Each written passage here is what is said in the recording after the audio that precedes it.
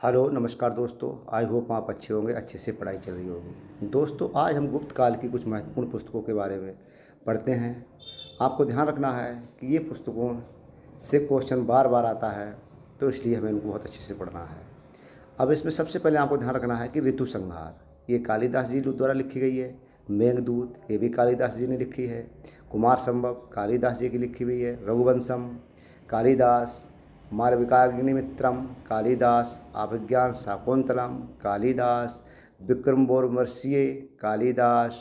मुद्रा राक्षस ये विशाख दत्त की है। तो ऊपर की बुकें हैं दोस्तों, ये आपको कालिदास की बुकें बहुत अच्छे से याद रखनी है।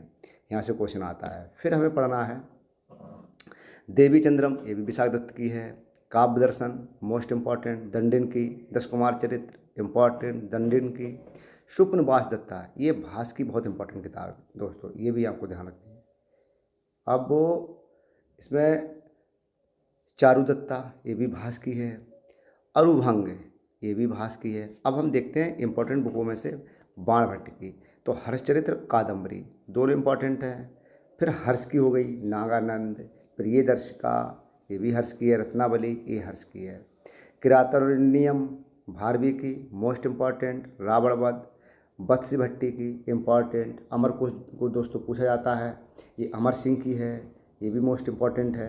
तो हमको यहाँ से ध्यान रखना है। फिर जो इम्पॉर्टेंट किताब है वह है व्रत संहिता, ये ब्रह्मवीर की है। हाँ विशुद्ध मग्ग भी इम्पॉर्टेंट है बुद्ध घोष की।